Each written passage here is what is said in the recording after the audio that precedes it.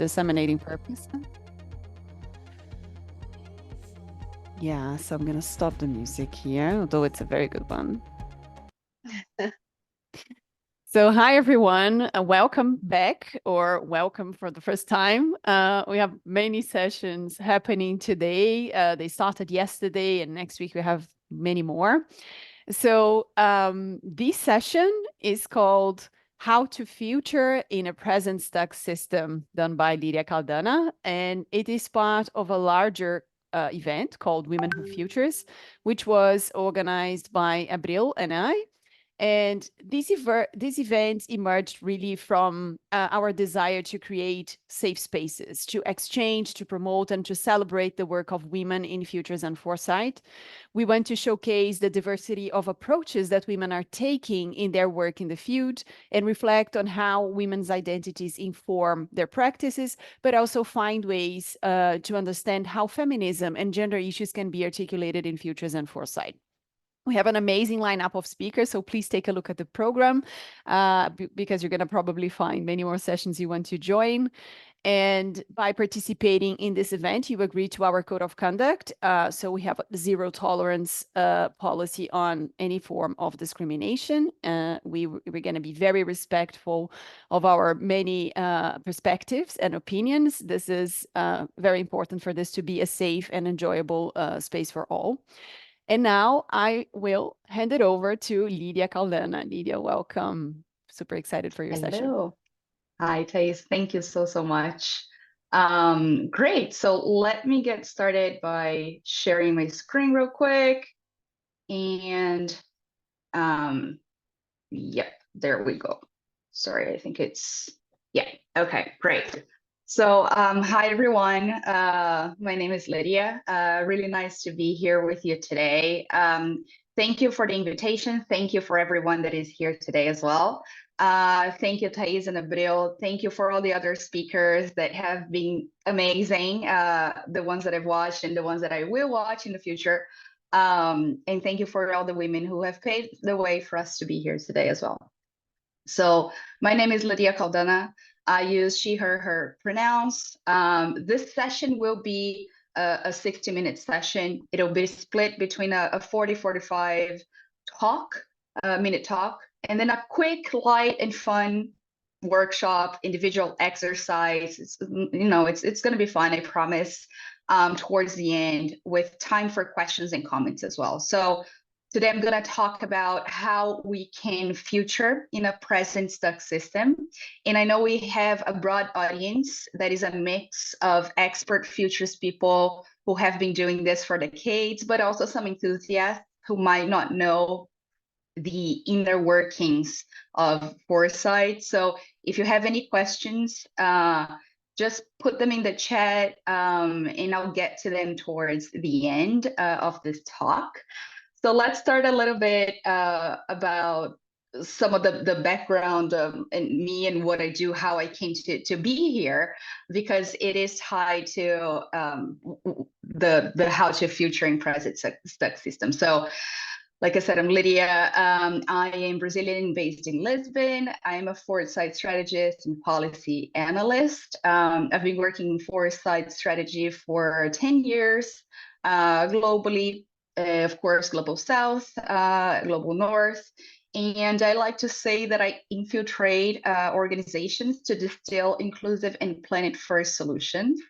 What I mean by this is that in practice, I have worked most of my life as a consultant, so externally or internally. And I go in always with those values, regardless of whether those were things that were asked of me to do or not. I will be recommending things that touch those points. So that happens through research, strategy, or focus on long-term, always kind of providing some anticipatory intelligence for public and private sectors, and constantly looking at inequalities. So it can be gender inequality, race, class, society, environment, etc. Just always trying to find solutions for those. In solutions, the formats for those, they can vary from public policies, it can be organization strategy, cultural strategy, innovation that leads to a new product, or innovation that leads to just some adjustments in current and existing products. Anyway, so it can look a bit different, but just to share with you guys as well, some of the things that interest me a lot are societal change, urban policy, systemic thinking, long-term strategy, sustainable innovation, and intergenerational futures. And then during this 10 plus years that I've been studying and practicing foresight and being in this foresight industry, I have noticed some things that I imagine you all have too. So let me share them with you. So first, when we ask, who is interested in hearing about the latest trends? We see thousands of people interested, even more so now that the word trend has gone completely mainstream. So there is a lot of attention on trends right now, right? So what happens when we ask who is interested in hearing about the latest fintech trends from the UK? Here we have nearly all of those same thousands of people interested. They have their ears and eyes open to learn, assimilate, and replicate. However, when we ask who is interested in hearing about the latest design trends from Ghana, we get a very different response. Interest drops severely here. And this is no coincidence. It's nothing to do with the fact that it is design or not fintech. It is about prejudice. It's about bias towards global South countries dictating or disseminating trends. How could an African country be recognized as a leader in futures, right? Of course, we know it could, but in general, the mainstream and unfortunately a lot in leadership, people do not see it that way. So this is something that definitely made me think about of Chimamanda Adichie and the danger of the single story. So for centuries, what I've noticed is that media, in many forms, it can be religious letters, it can be words of colonizers, it can be school textbooks, it could be social media today. So all this media has been portraying, and we have been consuming information that was crafted to make us believe the worst of global South and then the best of global North countries. So if the only version of things is the version of the global North people, this is what Chimamanda calls the single story. We are missing out on the many versions and many truths and many stories that are around that same topic. We're only seeing one person's view. And this is 2024. It must change. We can no longer sit comfortably while we are fed biased information because it's convenient or because it comes in a funny dance. We need to do more. We need to do better. So looking a little bit at what happens in Foresight in the industries, which, yes, was born as a formal discipline in Europe, we see many things that replicate this unfair single story framework, actually. So on top of some technical issues like the work being too inspirational or lacking curation or not being fit for a scalable model, there are some serious issues with what's at the very heart of the Foresight principle and process. So most of the methods and resources used to conduct foresight work come from European and US people who have been living in privileged situations for centuries. There are just so many things that are taken for granted in the global North that makes it impossible for these global North people to imagine that, for example, in order to conduct futures research, you need a computer. You need steady internet connection. Yeah. You probably need to be fluent in English. You have to have some purchase power in order to at least see or participate in some of these trends that you are identifying. And the barriers go on and on, of course. So on top of these, there is also massive disregard for non-European or US case studies when we see them in reports.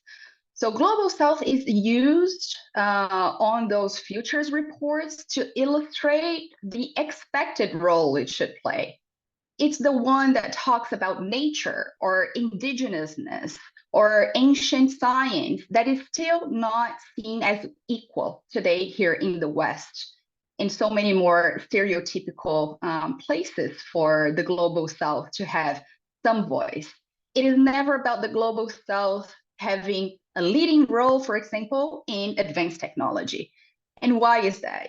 So given all of these observations and empirical experiences as a Latina woman in Foresight, I made it my personal mission to democratize Foresight so that more plural voices can lead the future. And why do we need more plural voices? So diversity needs to be embedded in the root cause of the issues in order to solve it. We need leadership of corporations, organizations, governments, etc., to reflect the diversity of our people so that these different needs and desires are contemplated when policies, laws, rules, etc., are being designed. So if we have a homogeneous group, we go back to Shimamanda's single story. When the individuals are all the same, it is extremely unlikely that they will be able to really consider the pain points of lived experiences of those who are different to them. So in order to have futures in which everyone's needs are contemplated, people with such needs should have a seat at the table. And this is what I really love about futures and why I advocate for it so much. I don't believe nor want everyone to become a professional futures person, but rather to know that there is this skill set that is here to aid them in their journey. So futures thinking and making, they serve as a tool for empowerment, for example. It allows people to understand the past and where they are coming from, to get a grasp of what's happening in the present, to envision possibilities for the future, and to provide an action plan that will give them the steps to get to that desired future. And how empowering is that? The future just doesn't just happen to you. You realize that you can influence the future. So that really gives the sense of empowerment, which also leads to hope, because once you know that despite whatever happened in the past, and is happening now in the present, you can influence the future. So it gives you hope for a better tomorrow. And this kind of attitude is just as important as the actual steps to implementing it. Futures can also bring a sense of justice because it shows you influence some of the issues that happen. And if you have the power and the hope to change it, you can help correct some of the wrongs that have been taking place. And lastly, agency, very similarly, when futures provides a sense of agency that combines all these other things into action. So you have the empowerment, you have the hope, you have the justice, and then you put it into action, the act of creating societies, government systems that we want. And it may sound a bit idealist, but it's really not. You'll see we're going to bring some other elements here that, yes, we do face tons of real life barriers. And I do have a humble suggestion on how we can break them, so bear with me. But I do have to believe that we can create fairer futures. Otherwise, I would be really anxious and depressed and wouldn't be putting in effort into creating change at all. So this is where I found my voice in Foresight in this industry. So by constantly identifying those barriers and trying to break them, I have translated a bit of my life's work and purpose into this global platform called Future Resources, which today has over 8,000 members from over 60 countries, vast majority from the Global South. And just a quick snippet of what Future Resources is and does, but you can check it out on Linktree Future Resources later. But Future Resources is this self-started initiative and not-for-profit that I created in 2020 during the pandemic. And it was first and foremost so that women and non-binary people from the Global South had free access to futures content, became familiar with the industry, and maybe even joined it. So it's quite incredible to me that something that happened so organically, Future Resources was born so organically during the pandemic, and in such a niche, I guess, kind of topic like futures, it has garnered so much global engagement. So I'm really happy to see Future Resources grow. And we have now a team of multicultural, intergenerational volunteers that are working with me to make it happen. I'll just shout out their names here: Luciana Moleta, Cynthia Henson, Camille Vitoria, Lucas Mirabella, and Sofia Coibel. Future Resources is also part of the UN SDG Acceleration Actions, which is super cool to me. And this is just a little bit more of what the platform does as a whole. It tangibilizes inclusivity and sustainability in the foresight industry through many things, like a platform full of databases, including female professionals, companies, communities, etc. We have a WhatsApp community with daily futures content. We have a Notion repository. Anyway, there's a lot of things. I invite you to join the Linktree Future Resources to look more into this. But my work as a whole it includes, and of course it includes Future Resources. It's built on some principles, and I would like to share them here a little bit. So democratization of futures is one of them. And this is done in many ways. How I have been doing, of course, is absolutely radical free access to content. So breaking away from those trend forecasting platforms that charge for futures content, or those reports that are too confidential, not available to a broader audience. Democratization is also accomplished by sharing content that is not in English. And we must try to make every effort to fight cultural imperialism and honor our beautiful native languages. I myself have quite a few projects always happening. And in the past, I've had Culturando podcast, for example. This is a Portuguese language podcast that I had in Brazil. I've also had some free open lectures in Portuguese, some Instagram TV interviews in Portuguese. Anyway, so there are many ways to do this. These are just a few examples of how I've been doing it. There's also to mention, there is a new festival which I'm helping build here in Lisbon. It's a participatory Foresight festival which is launching next week, called Future Days. And it'll also be a mix of English and Portuguese, of course, because it is in Lisbon. So next we have decentralized. This is achieved by mapping, following, sharing content from non-European and North American companies, thought leaders, initiatives, etc. And finally, we have decolonize, which is a mix of everything, but obviously hiring, incorporating, collaborating with people and partners from different geographies, ethnicities, but also sexual orientations, body shapes, ages, classes, genders, abilities, etc. So breaking all of those expected, what's expected in society, what is normal, and what is the colonizer version of what it should look like. So just to bring to your attention as well, I wanted to give a small shout out to Femtopia. This is a speculative design project that I have with a Brazilian female artist called Maria Clara Pessoa. I don't normally do speculative design projects. This is my only one, but Maria Clara invited me to play with AI generated images and to think about a future scenario. And the one that we created was women inherit a world broken by men, and they start rebuilding it from scratch based on their values. So obviously things like intergenerationality, planet first, knowledge with ethical, millennia old knowledge with ethical new technology. Anyway, these things would be the basis for this new world. Here, I'm bringing this up only because I have my own prejudices with AI and all the biases behind AI.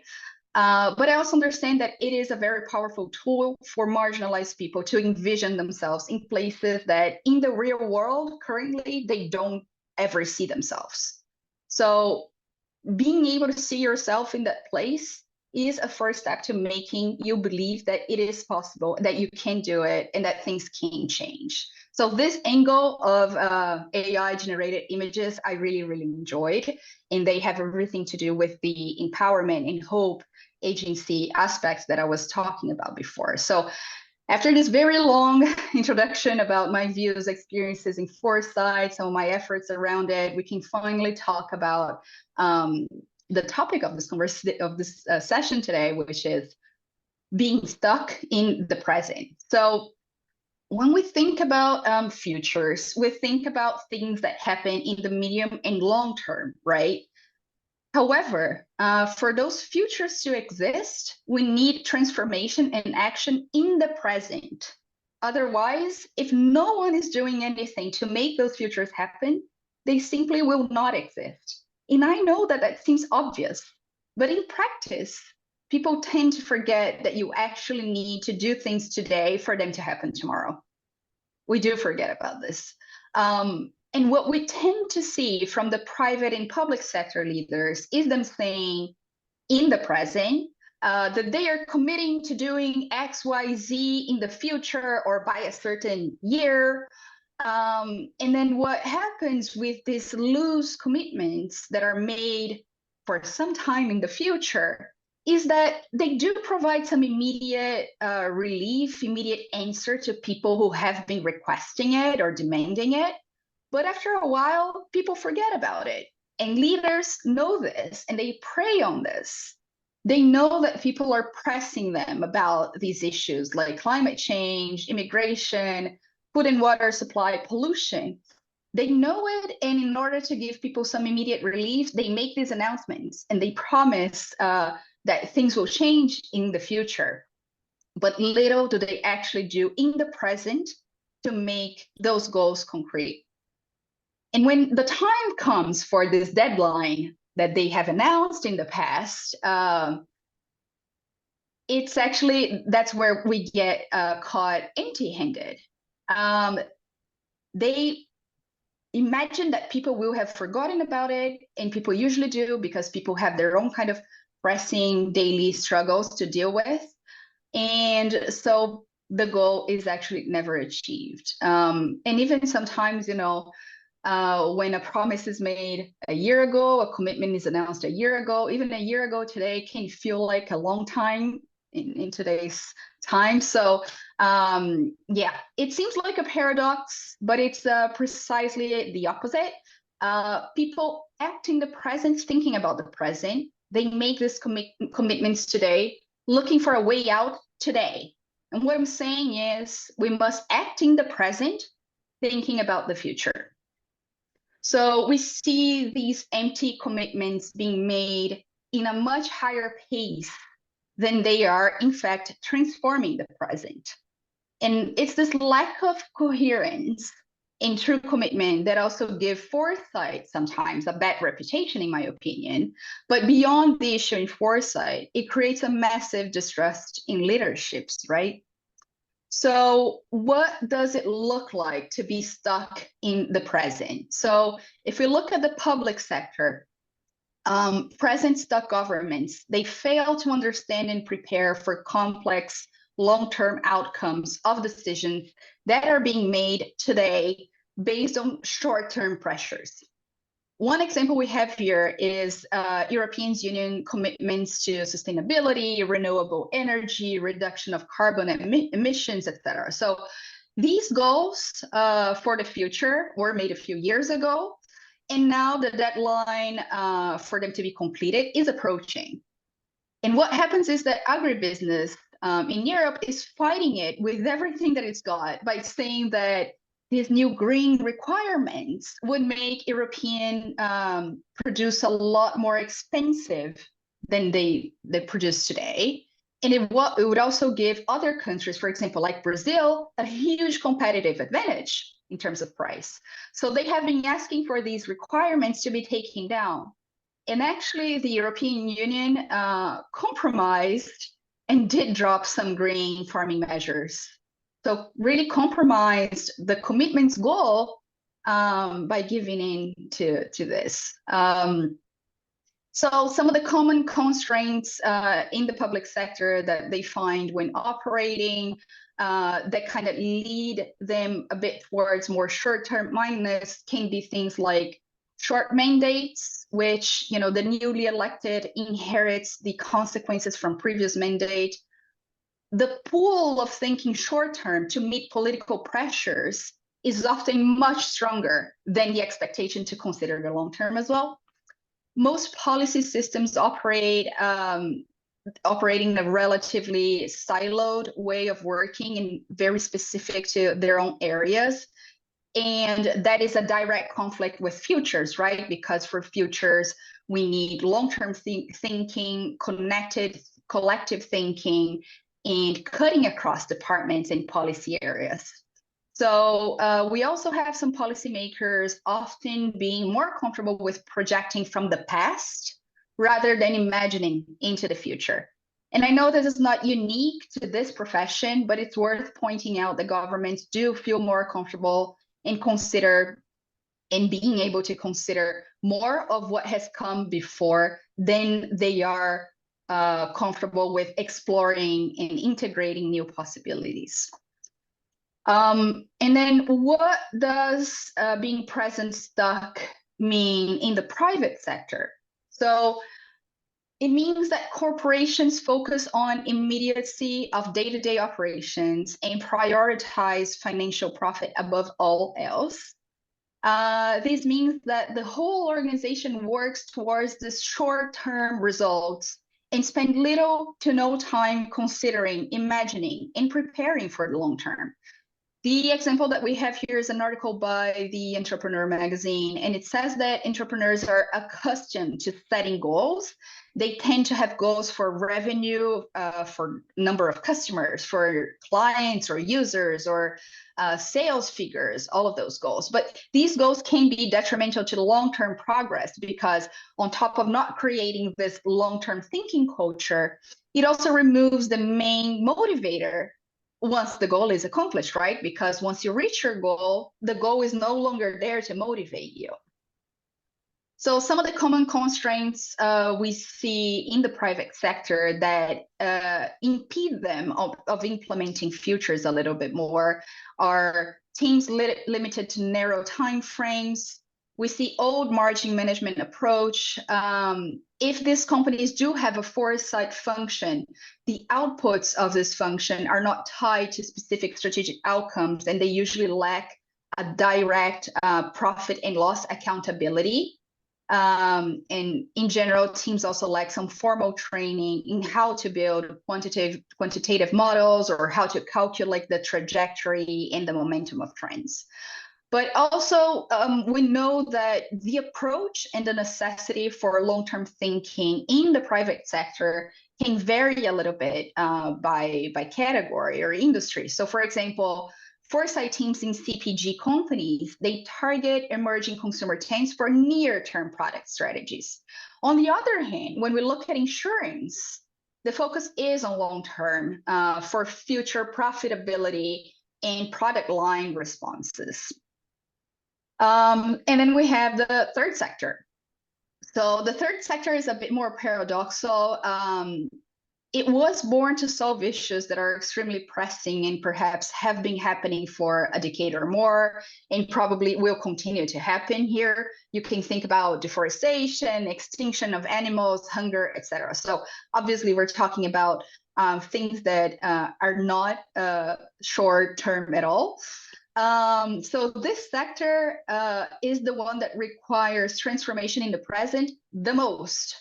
And it is also the one that is the most committed to the future when you think about it. So what happens though, oftentimes they are so scarce in terms of resources because it can be difficult to convince donors and funders of the relevance of their work, precisely because the results will only appear in the long term.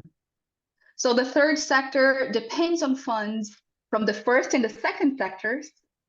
And then what happens is that they can end up compromising or giving up on some of their values. So the example that I have here is a recent article published on Nature in Nature Economy and Evolution journal. And it says that heavy reliance on private finance alone will not deliver conservation goals in this case. It is a paper by the Convention on Biological Diversity that shows the coming Montreal Global Biodiversity Framework, which envisages an increasing reliance on large-scale private finance to fund biodiversity targets.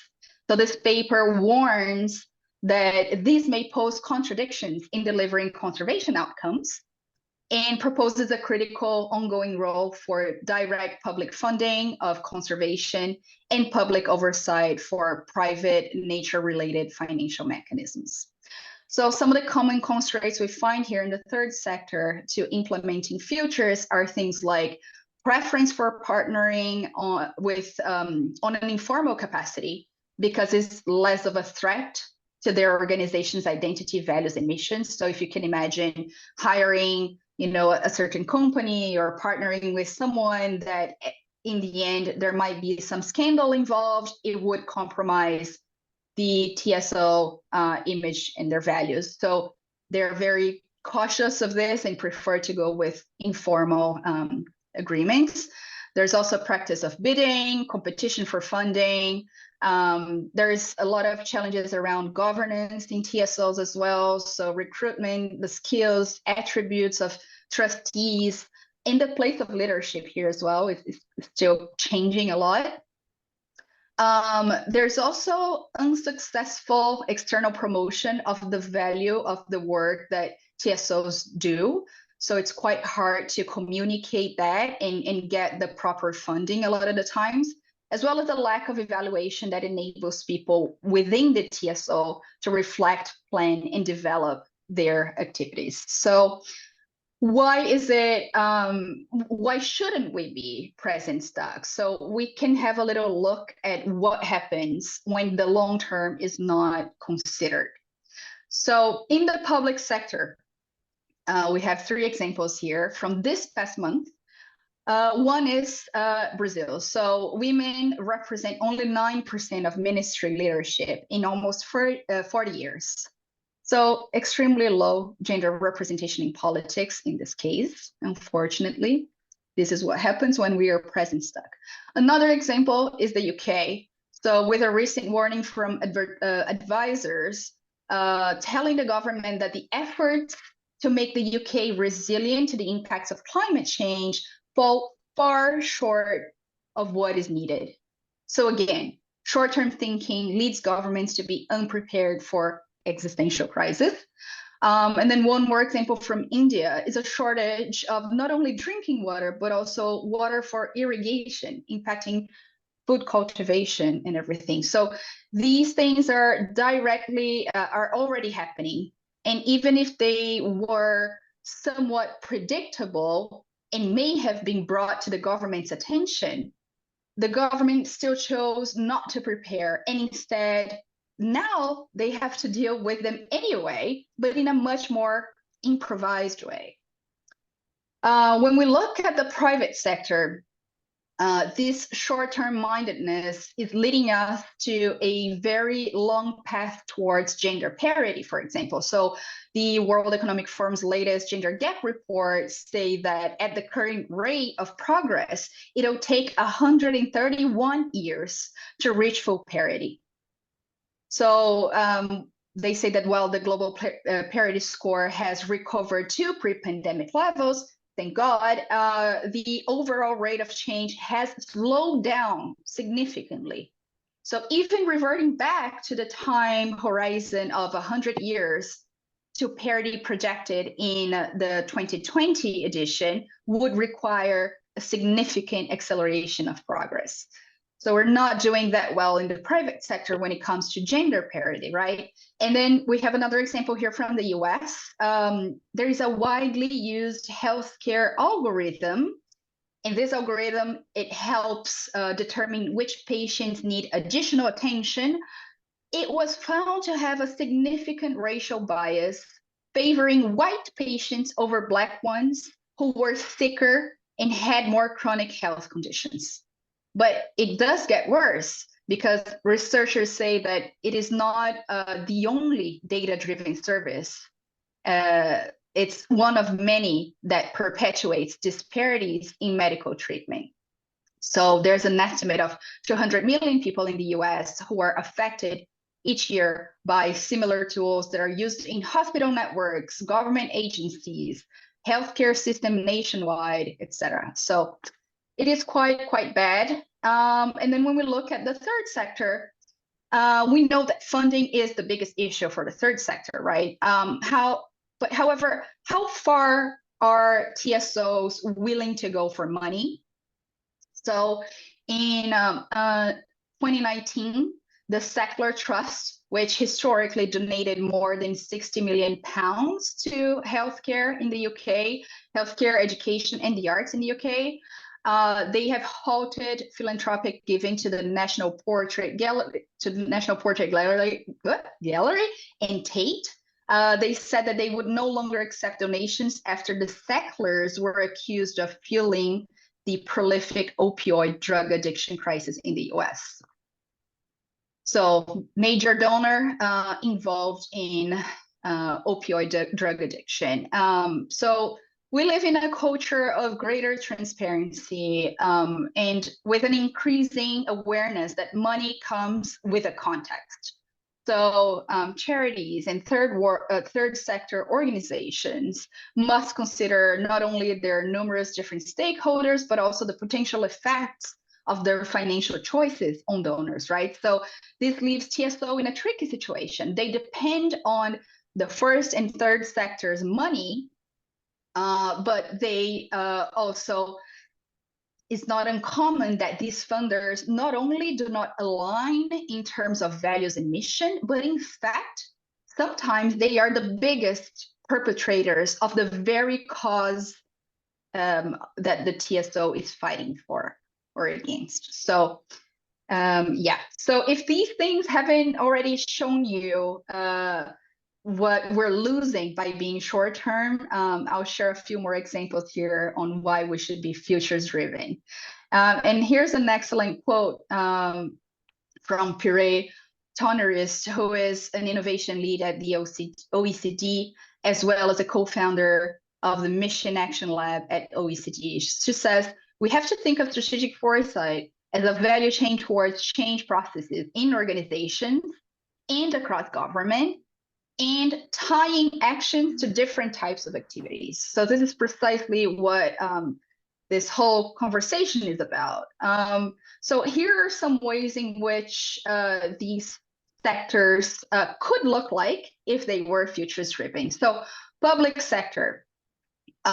In order to have institutionalized foresight government, what this could look like, it could mean that a politician could risk losing their position to instead open up his or her very own space for a person who never sees themselves represented in politics, for example.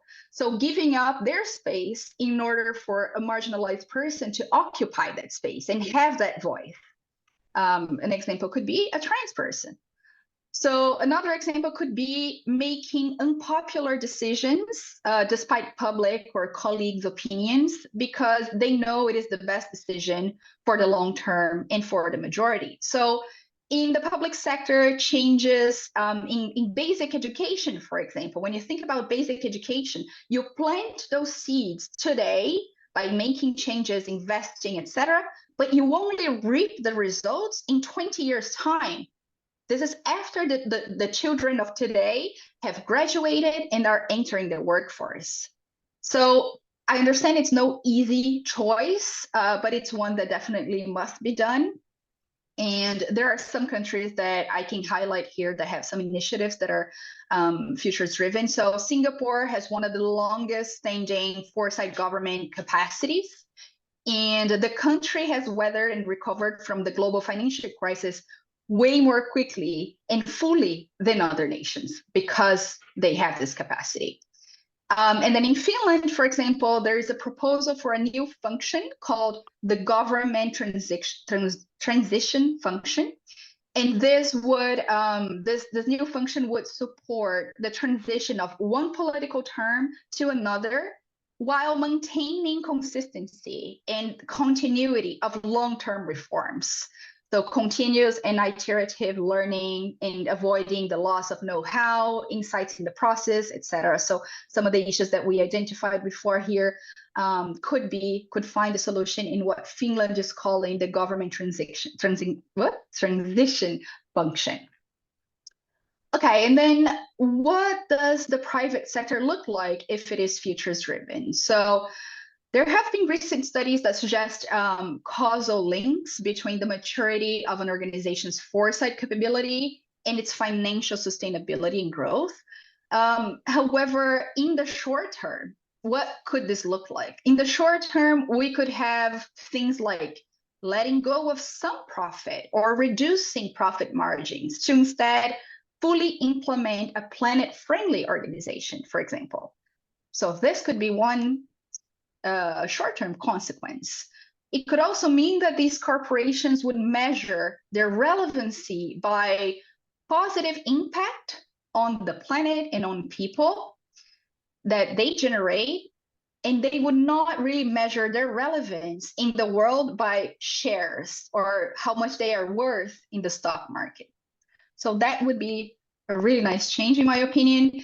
And then when we look at the third sector, like I said before, the third sector already is born more futures oriented and present active at the same time, but they rarely have time to think long term because they are busy putting out fires. And they're also the very funders of these organizations sometimes are the root cause of the problem. So a successfully futures driven TSO could, for example, interfere in the negative curve of the cause or the issue. So, for example, an NGO fighting for the lives of polar bears, perhaps they can stabilize the number of polar bears or even increase the population.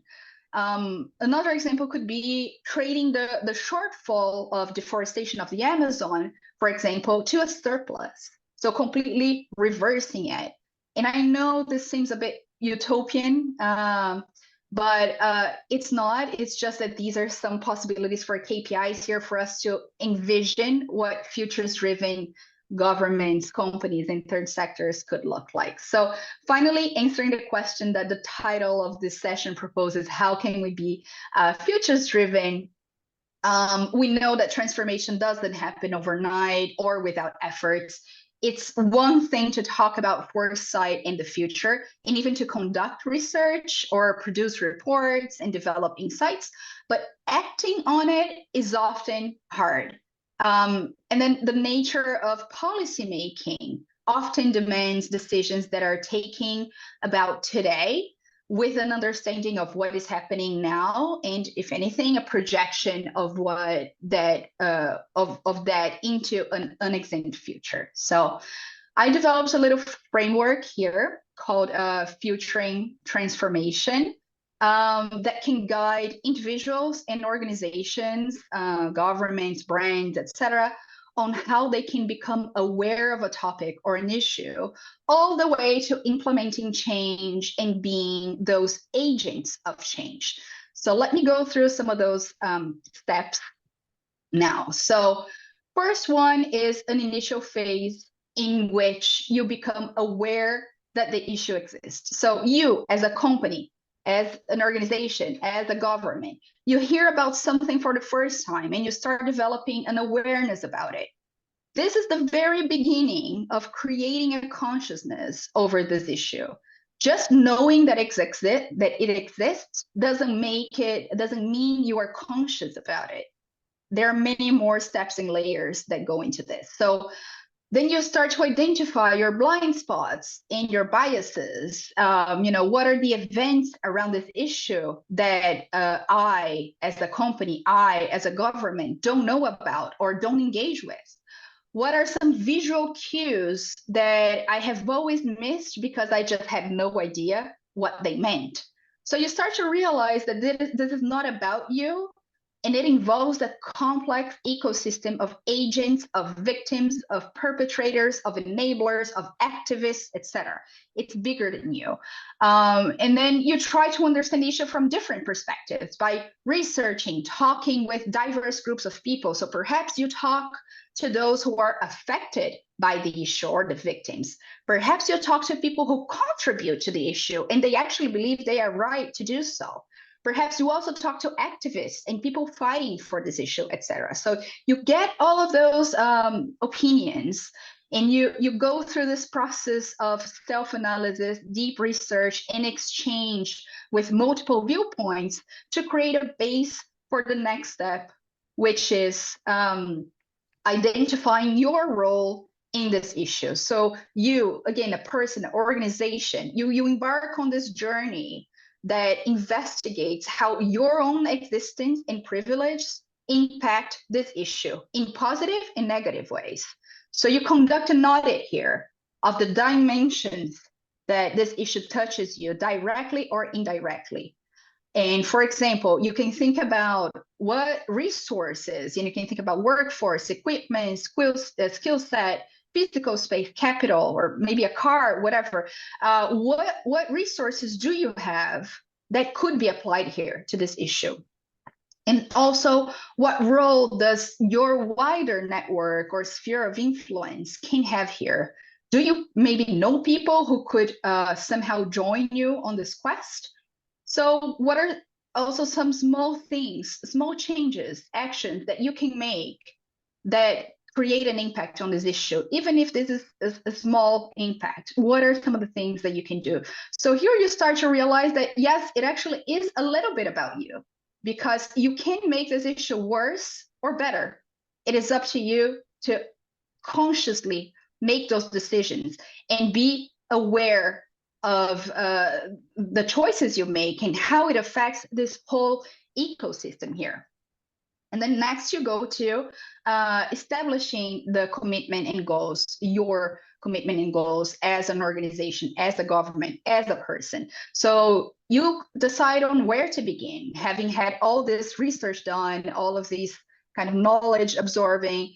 Now you narrow down to one specific objective that is clear and targeted to some of the stakeholders you decide to engage with. So some of those victims, some of those activists, some of those perhaps partners in the third sector or government, etc. So you map those out and you start to speak your truth. So knowing your limitations, knowing your biases, knowing your privileges, you can create a commitment that is truthful to who you are, and yet still engage on it and try to act on it.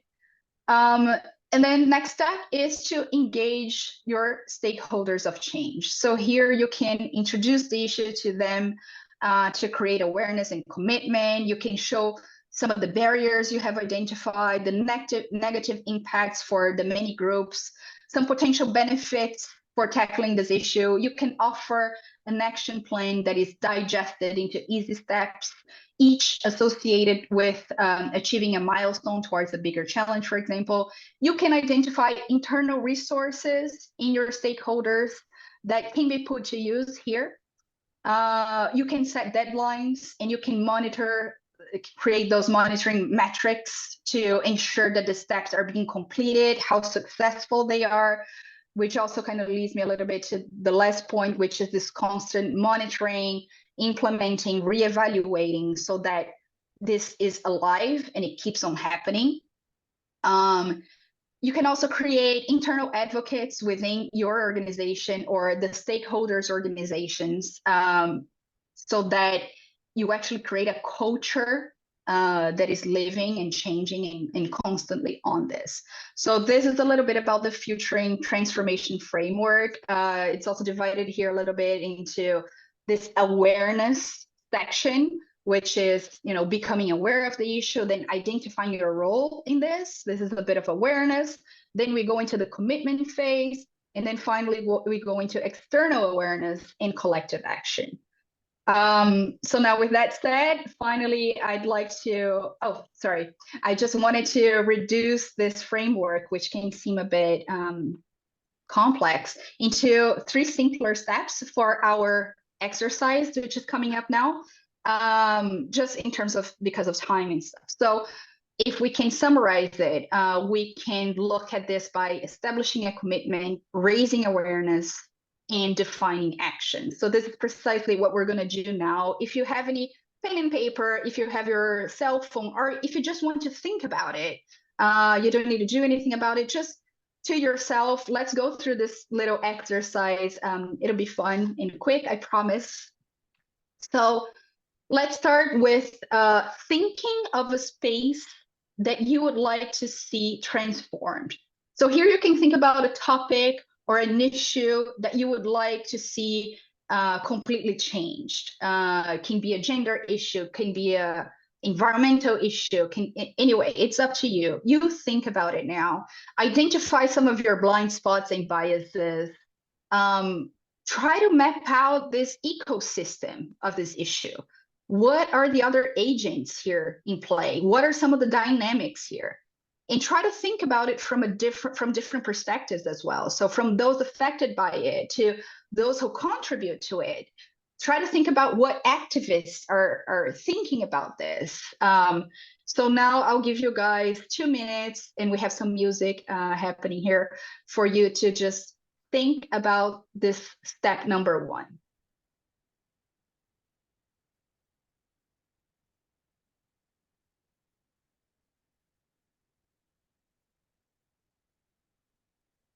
Thais and Abril, I don't know if you have any music to put on, but go ahead if you do.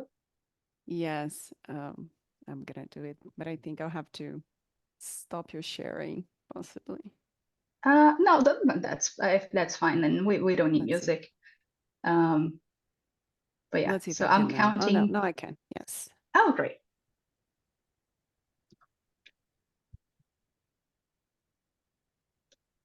Yeah, no, actually, no. Sorry, Lydia. I can share No my problem. the Spotify with you if you. Don't worry, it's fine. It's fine. Let people enjoy the silence and think about this while I have some water. There's 1 more minute to go. So think about an issue, a topic that we're going to work on in a few more steps here.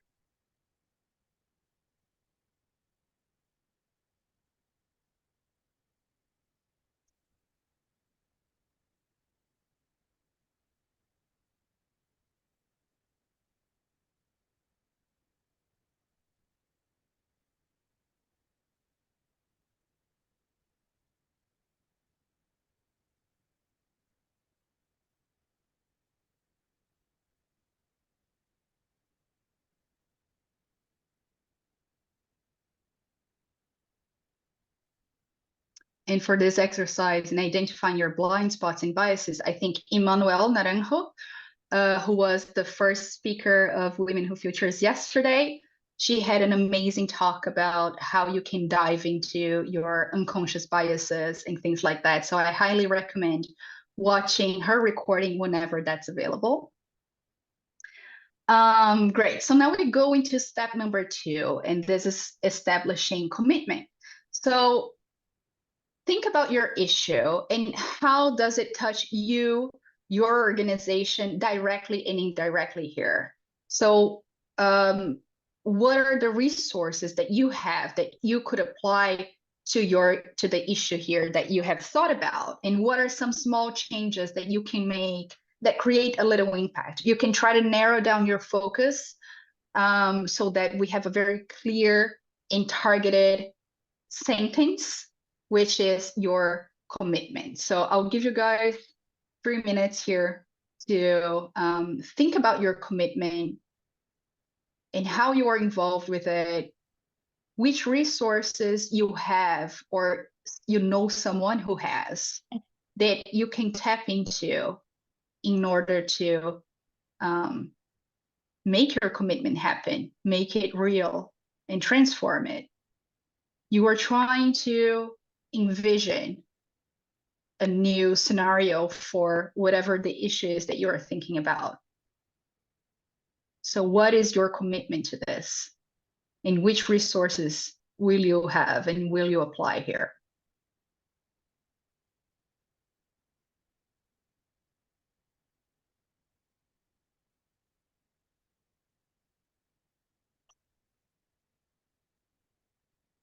Two more minutes to go.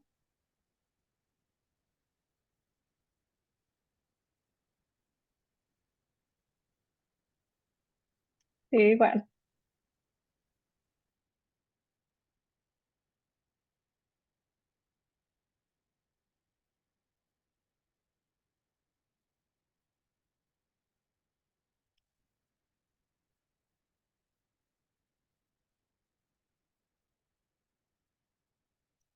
Try to write one sentence that is your commitment. A sentence that has the objective, has the purpose, and it's action oriented. Always thinking about the future, of course, that's the goal, but how in the present we will be acting in order to get there. And just one more minute.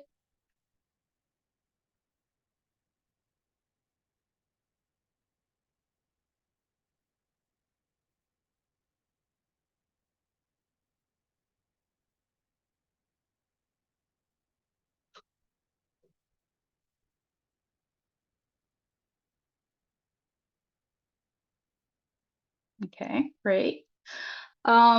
This next step here is for us to, in order for your commitment to come true, which consciousness do you need to raise or awaken? So when you think about your commitment and the transformation you want to create, and all those stakeholders, all those people that are affected, that are creating it, that are fighting for it, fighting against it, etc. When you think about all of those, this full ecosystem around the issue that you chose to talk about, what are the consciousness that you need to raise in order for your commitment to come true? So I'll give you guys a few minutes here as well, just to think about it a little bit.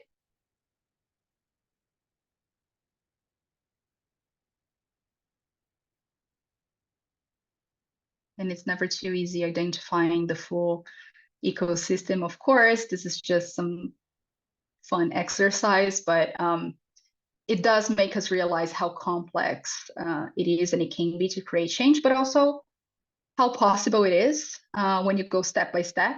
You know, you get there. So there's hope.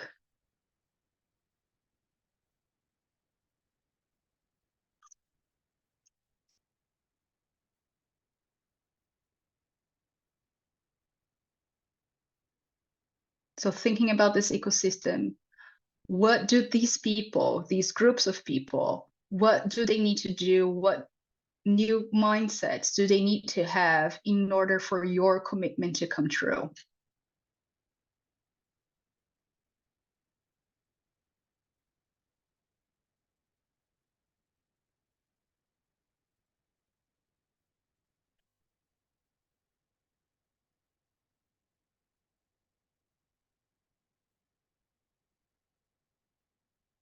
Just 30 more seconds.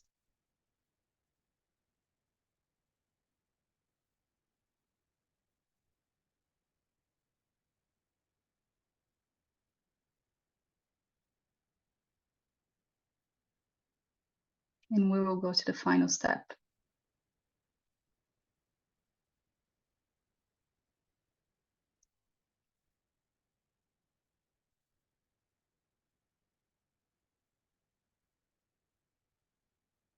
Okay.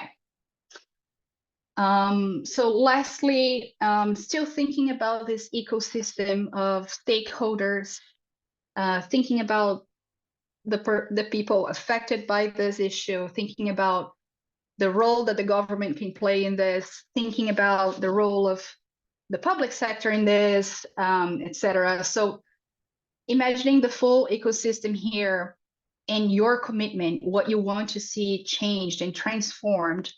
What are some actions that all these stakeholders need to make in order for your commitment to come true. So I'll also set some time here for us to think about this a little bit. And you can brainstorm some ideas for each stakeholder, how they could act in the present so that your commitment can come true in the future, which is obviously not an individual effort. We are always talking about systems here, multilateral efforts. So of course, it's going to take more than just you, just your company, just your government in order for real transformation to happen. So really think about all these other groups of people somehow involved with this issue, or that could be involved with this issue, but are not. How could they be involved? What could they be doing? Just one more minute here, and we'll open up for questions.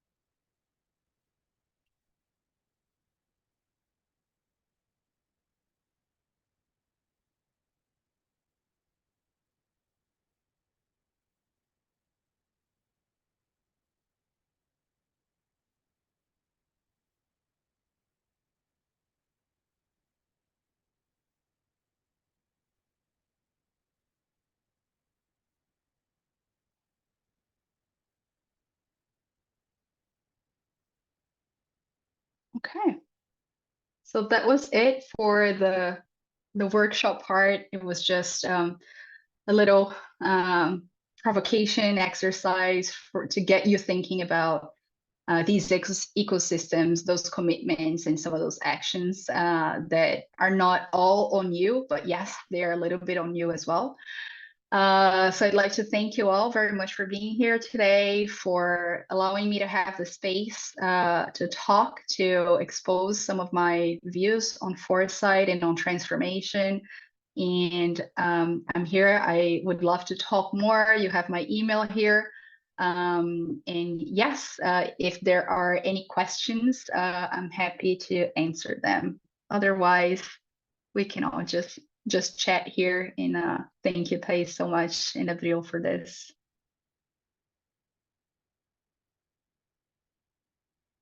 Let me just see if there's anything in the chat.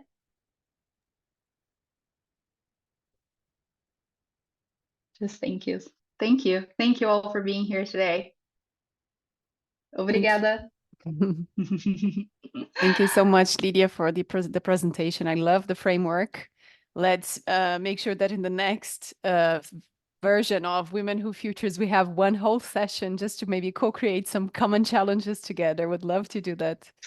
That would be Thanks so super much cool. for that. Yeah. Thank you. So in less than 30 minutes, in 25 minutes, actually, we have another session, which is titled Fluid World, Science Fiction as a Tool for Exploring Futures. And after this session, you're going to receive a feedback form from Luma. Please fill in. So we would love to know about your experience. We're going to pass it on to Lydia as well. So we all can always improve in our practices and learn from you as well. This should be a co-creative space. So thanks so much. And we will be here in 25 minutes with another session. Bye for now, everyone.